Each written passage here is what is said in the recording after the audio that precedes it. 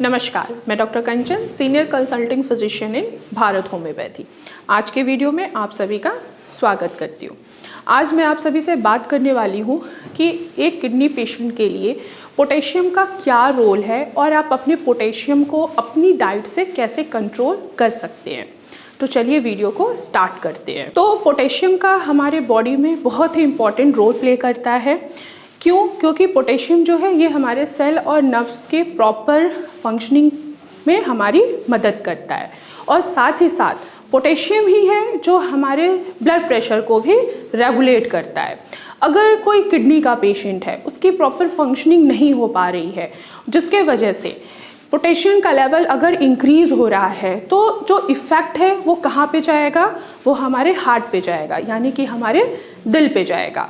अगर किसी का भी पोटेशियम का लेवल इंक्रीज़ हो रहा है तो सबसे ज़्यादा चांसेस क्या होते हैं? एक तो हार्ट फेल होने का, दूसरा हार्ट अटैक आने के चांसेस ज़्यादा बढ़ जाते हैं। तो इस कंडीशन में आखिर एक किडनी का पेशेंट करे तो क्या करे? वो अपने पोटेशियम के लेवल को कैसे बैलेंस करे जिससे उसको हार्ट अटैक या हार्ट फेल होने के चांसेस बिल्कुल भी ना हो।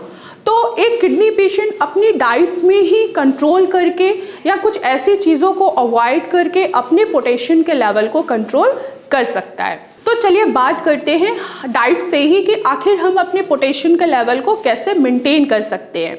तो सबसे पहले हम बात करते हैं वेजिटेबल्स की। जितने भी वेजिटेबल्स हैं जो मिट्टी के अंदर उगते हैं, यानी कि जो रूटी वेजिटेबल्स होते हैं, वो किडनी पेशेंट को अवॉइड करना चाहिए। अब ये रूटी वेजिटेबल्स कौन कौन से होते हैं? आलू हो गया हमारा, शकरकंद हो गया, गाजर हो गया, मूली हो गया, बीट रूट हो गया। ये ज़मीन के अंदर पाई जाती है और इनमें पोटेशियम की मात्रा पाई जाती है।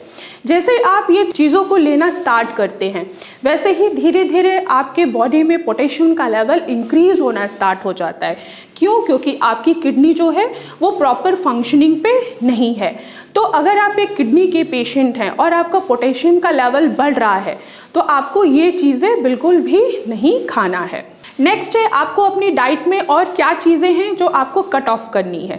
जैसे कि हमारा ग्रीन लीफी वेजिटेबल, जितने भी ग्रीन लीफी वेजिटेबल्स आते हैं, जैसे कि साग हो गया, जितने भी साग है, चाहे वो सरसों का साग हो, बथुआ हो, मेथी हो, पालक हो, इन सभी में पोटेशियम की मात्रा पाई जाती है। अगर आप ये चीज़ें ले रहे हैं तो आपकी बॉडी में पोटेशियम इंक्रीज़ होना स्टार्ट हो जाएगा, जिससे आपको हार्ट अटैक आने के चांसेस भी बढ़ सकते हैं। तो आपको अपनी डाइट में जितने भी ग्रीन लीफी वेजिटेबल्स हैं वो आपको अवॉइड करना है। साथ ही साथ जितने ही हमारे ड्राई फ्रूट्स होते हैं उनको भी आपको अवॉइड करना है। जैसे कि नट्स हो गया, ग्राउंड नट्स हो गया, वॉलनट हो गया, ये चीज़ें आपको अवॉइड करनी है। किशमिश हो गया, ये चीज़ें आपको बिल्कुल भी नहीं खाना है। क्यों नहीं खाना है? क्योंकि इनमें पोटेशियम का लेवल बढ़ते चले जाते हैं जैसे जैसे ये ड्राई होना स्टार्ट होते हैं।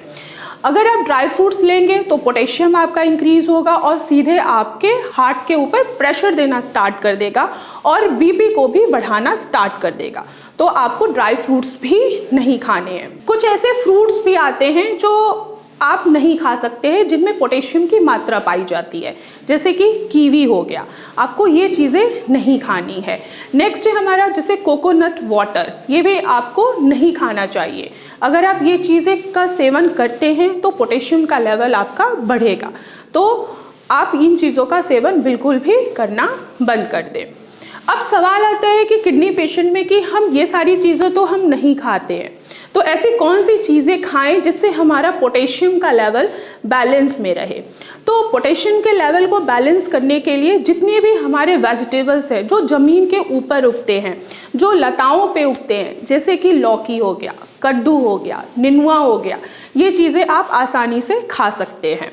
फ्रूट्स में आप एप्पल खा सकते हैं, गवावा खा सकते हैं और पपीता भी खा सकते हैं। पर आपको क्या करना है, एटलीस्ट 90 ग्राम से ज़्यादा इन चीज़ों का सेवन नहीं करना है। तो ये सारी आप डाइट फॉलो करके अपने पोटेशियम के लेवल को कम कर सकते हैं, इवन कि मेंटेन भी कर सकते हैं। तो मैं आशा करती हूँ कि आप सभी को समझ में आया होगा कि हमारे बॉडी में आखिर पोटेशियम का क्या रोल है और एक किडनी पेशेंट अपने पोटेशियम के लेवल को कैसे मेंटेन कर सकता है। तो आज की वीडियो में बस इतना ही, फिर मैं मिलूँगी नेक्स्ट वीडियो में। तब तक के लिए धन्यवाद।